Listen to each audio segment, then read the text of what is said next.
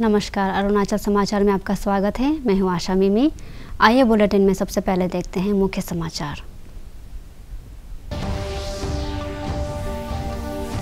केंद्रीय गृह मंत्री अमित शाह ने मिजोरम में 2500 करोड़ रुपए की अलग अलग 11 योजनाओं का किया उद्घाटन और शिलान्यास।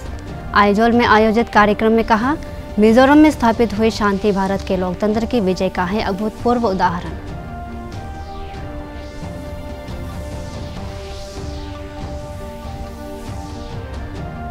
केंद्रीय बजट 2023-24 में घोषित किए गए टैक्स संबंधी नियमों में बदलाव आज से हो रहे हैं लागू।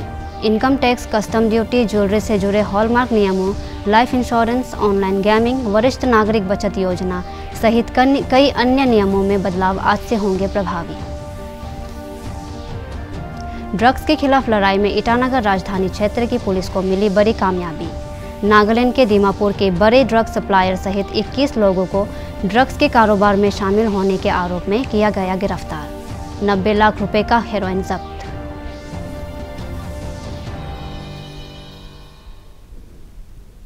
केंद्रीय गृह मंत्री अमित शाह ने आज मिजोरम में एक ही दिन में लगभग 2500 करोड़ रुपए की अलग अलग 11 योजनाओं का उद्घाटन और शिलान्यास किया।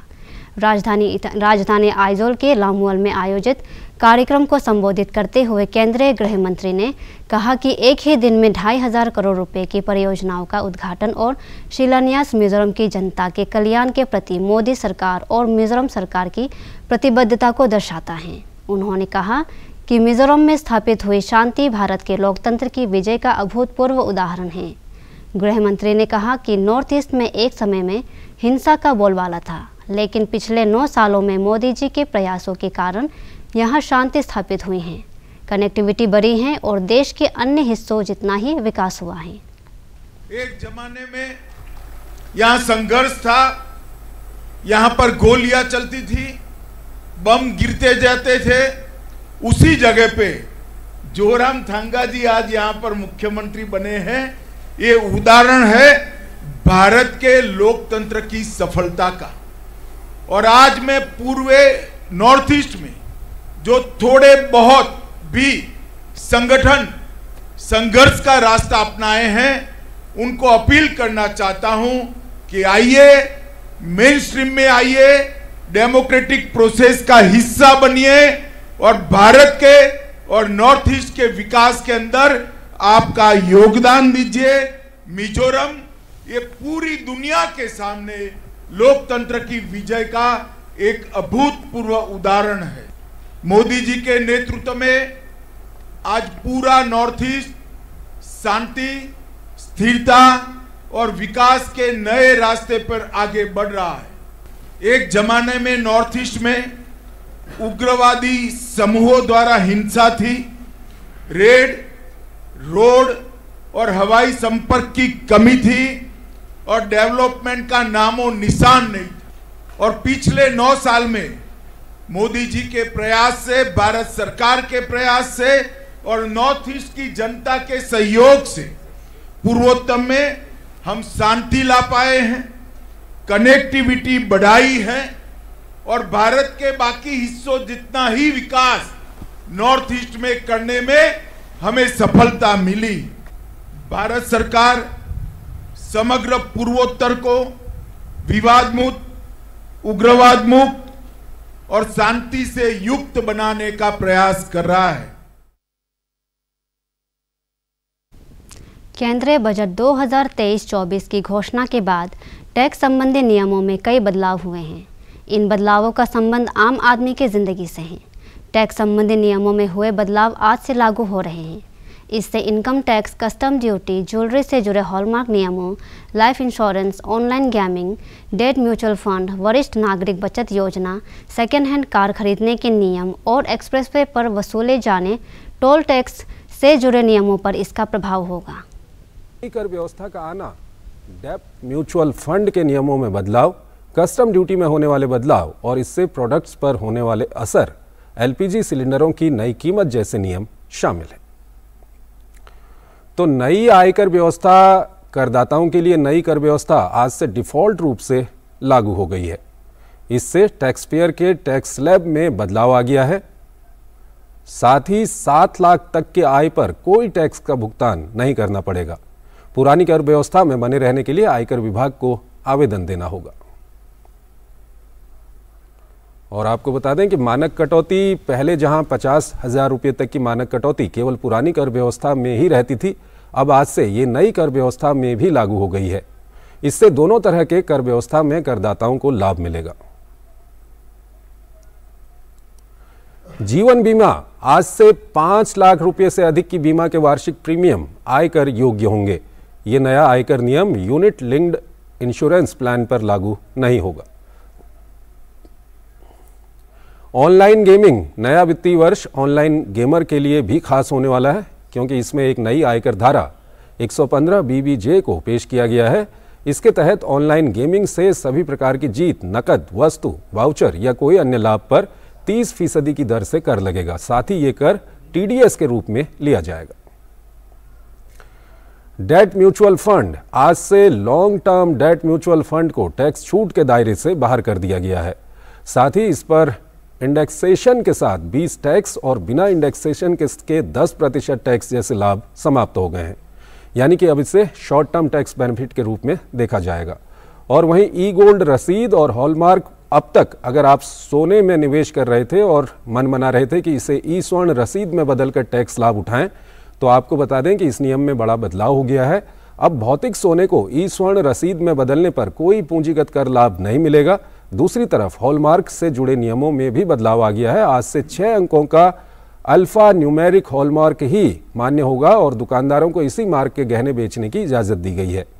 इससे आभूषण को ट्रैक करना आसान होता है और क्वालिटी की पूरी गारंटी होती है। बता दें कि इससे पहले मार्केट में 4 अंकों वाले हॉलमार्क वाले गहने चलन में थे। वहीं वरिष्ठ नागरिक बचत योजना की अगर हम बात करें तो वरिष्ठ नागरिकों के लिए आज से अधिकतम जमा सीमा 15 लाख से बढ़ाकर 30 लाख रुपए कर दी गई है। वहीं मासिक आय योजना के लिए अधिकतम जमा सीमा एकल खातों के लिए 4.5 लाख रुपए से बढ़ाकर 9 लाख रुपए कर दी गई है। और नए कस्टम नियम की अगर हम बात करें तो आज से इलेक्ट्रॉनिक गुड्स पर नए कस्टम ड्यूटी लागू हो गए हैं, जिससे smartphone, smart TV, headphone, earbuds की कीमतों में कमी आने वाली है। और अब हम आपको बताएंगे सेकंड हैंड कार के नियम के बारे में। सेकंड हैंड कार के नियम ऑटोमोबाइल सेक्टर में आज से वाहन के लिए इलेक्ट्रॉनिक ट्रिप रजिस्टर करवाना अनिवार्य हो गया है। अब डीलरों को मोटर वाहनों के पंजीकरण प्रमाण पत्र के नवीनीकरण, फिटनेस प्रमाण पत्र के नवीनीकरण, डुप्लीकेट पंजीकरण प्रमाण पत्र NOC, स्वामित्व के हस्तांतरण के लिए आवेदन करने का अधिकार दिया गया है। ड्रग्स के खिलाफ लड़ाई में ईटानगर राजधानी क्षेत्र के पुलिस को लगातार कामयाबी मिल रही है। ताज़ा मामले में ईटानगर पुलिस ने पिछले 2 हफ्ते के दौरान चलाए गए अभियान में 765 ग्राम से अधिक हेरोइन जब्त की है और दीमापुर के बड़े ड्रग्स सप्लायर सहित 21 लोगों को ड्रग्स के कारोबार में शामिल होने के आरोप में गिरफ्तार किया है। ईटानगर के SP जिमेश राम ने आज एक संवाददाता सम्मेलन में ड्रग्स के खिलाफ लड़ाई में ईटानगर पुलिस की कार्रवाई की जानकारी दी।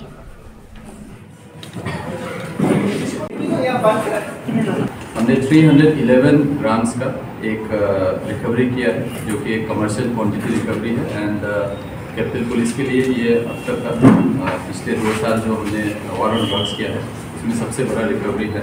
765.85 ग्राम्स हेरोइन टोटल में रिकवर हुआ है।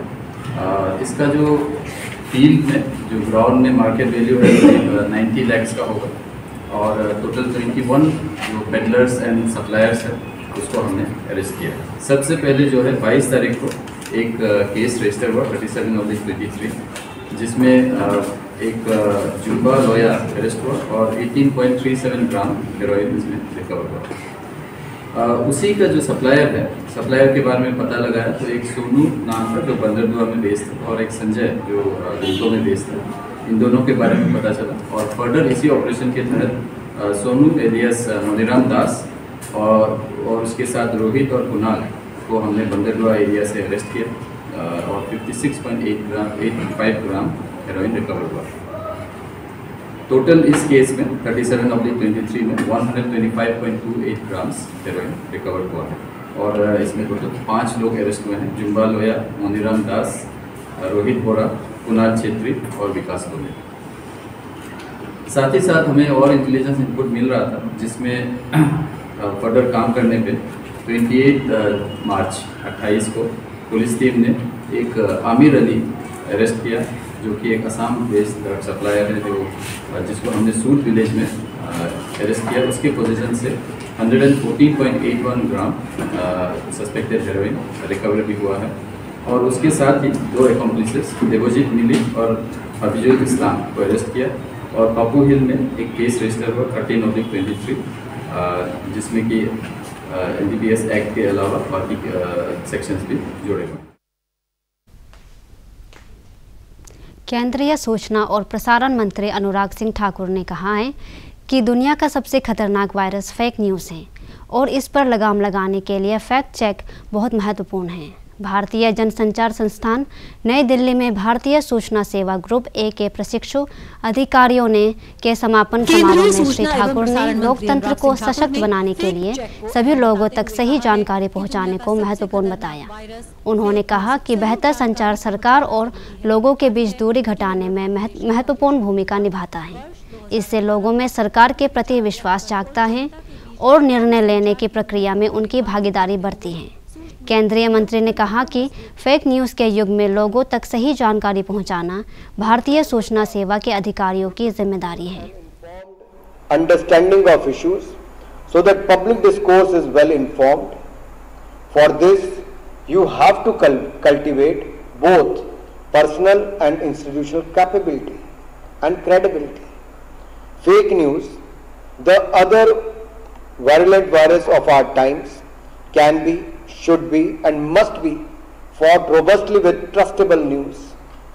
So it would be your job to think out of the box, cut the clutter and relentlessly push the facts. You will not be just communicating information, you will be adding value to information to ensure it is not lost in the cacophony of 24/7 media.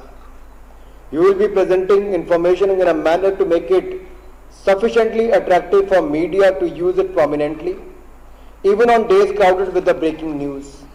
Friends, you will have to master the art of converting otherwise dull but useful government information into breaking news. Television, which grabbed the space being vacated by print media, has shrunk from big screen to handheld devices.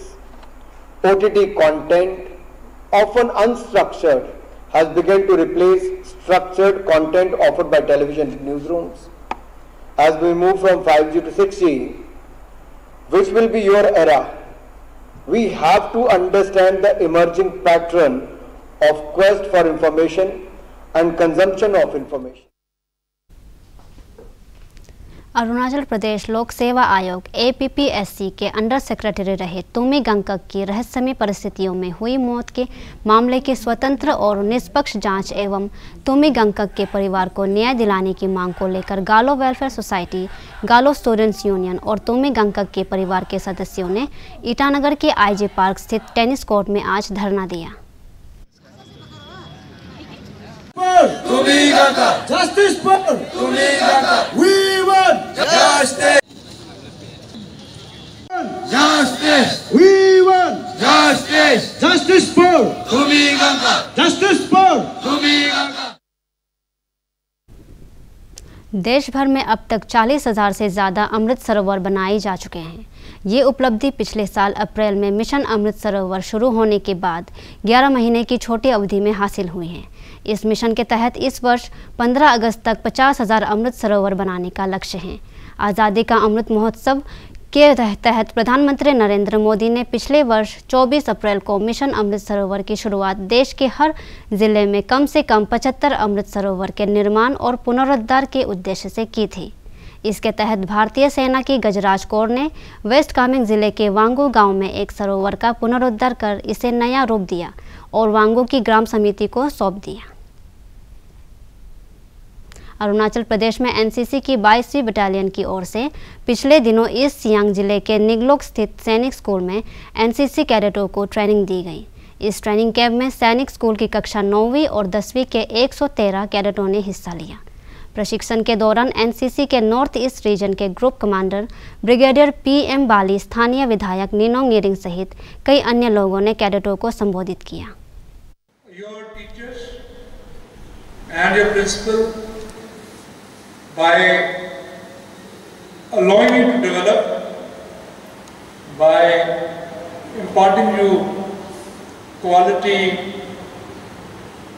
life skills, people skills, social skills, communication skills, writing skills.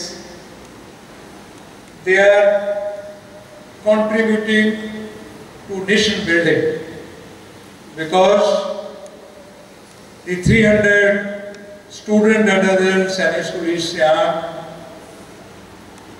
they're all being groomed, trained, guided to become worthy citizens of our great nation. Arunachal Pradesh में सांसद खेल स्पर्धा के आयोजन की तैयारी जोरों पर है। इसके तहत ईटानगर के चिंपू स्थित रोमियो ग्राउंड में आज कुरुंग कुमे जिले के लिए जिला स्तरीय सिलेक्शन ट्रायल आयोजित किया गया। आगामी जोनल और स्टेट लेवल स्पर्धा के लिए हो रहा ये ट्रायल 2 अप्रैल को भी जारी रहेगा और इसके जरिए अंडर 16 के बॉयज़ और गर्ल्स के लिए खिलाड़ियों का चयन किया जाएगा। सांसद खेल स्पर्धा का उद्देश्य खेल के क्षेत्र में छुपी हुई प्रतिभाओं को आगे लाना और उन्हें खेल के क्षेत्र में करियर बनाने के लिए सहयोग प्रदान करना है।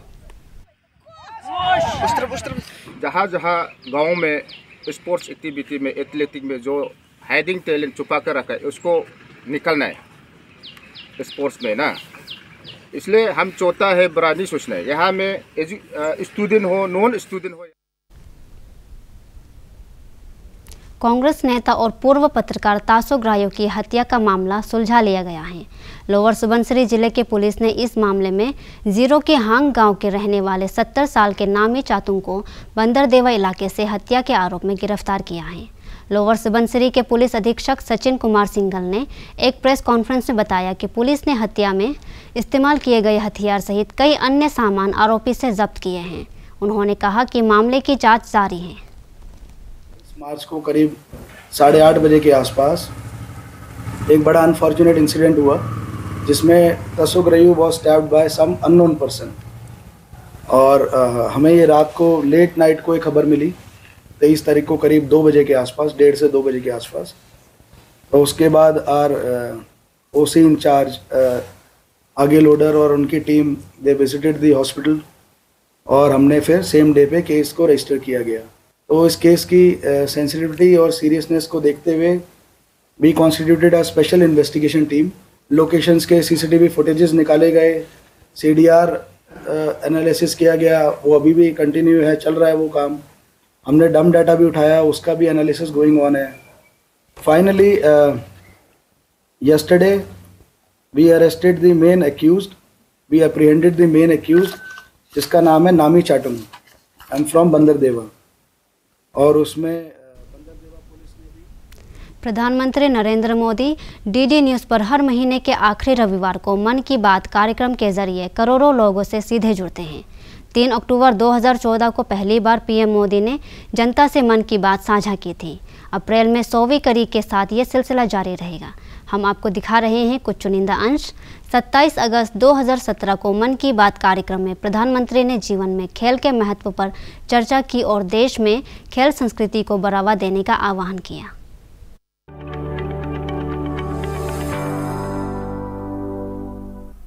मैं चाहता हूं कि देश की नई पीढ़ी खेल से जुड़े, खेल हमारे जीवन का हिस्सा बने। अगर हम दुनिया के युवा देश हैं तो हमारी ये तरुणाई खेल के मैदान में भी नजर आनी चाहिए। स्पोर्ट्स यानी physical fitness, mental alertness, personality enhancement, मैं समझता हूं इससे ज्यादा क्या चाहिए। खेल एक प्रकार से दिलों का मेल की एक बहुत बड़ी जड़ी बूटी है। धोनी पोलो एयरपोर्ट ईटानगर परिसर में आज कर्मचारियों और अधिकारियों ने पूरे उत्साह से एयरपोर्ट अथॉरिटी ऑफ इंडिया का 28वां एनुअल डे मनाया। इस अवसर पर एयरपोर्ट के डायरेक्टर दिलीप एम सजनानी ने एयरपोर्ट अथॉरिटी ऑफ इंडिया के चेयरमैन का संदेश पढ़कर सुनाया। श्री सजनानी ने अपने संबोधन में कड़ी मेहनत के लिए एयरपोर्ट अथॉरिटी के स्टाफ की तारीफ की।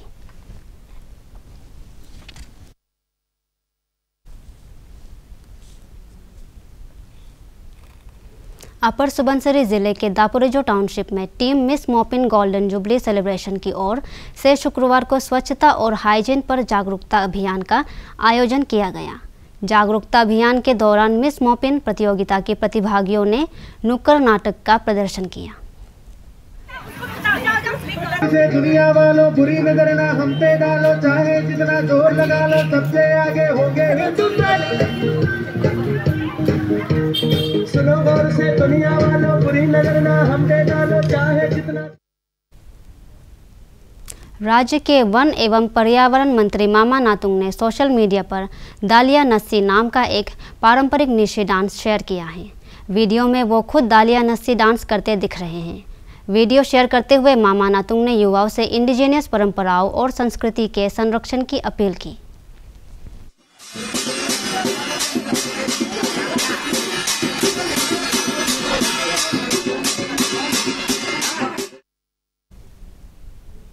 अरुणाचल समाचार के आज के अंक में इतना ही। हम कल फिर हाजिर होंगे अरुणाचल और देश दुनिया की खबरों के साथ। चलते चलते आपको बता दें कि आप अरुणाचल समाचार हमारे YouTube channel DD news Arunachal पर भी देख सकते हैं। देखते रहिए अरुण प्रभा। नमस्कार।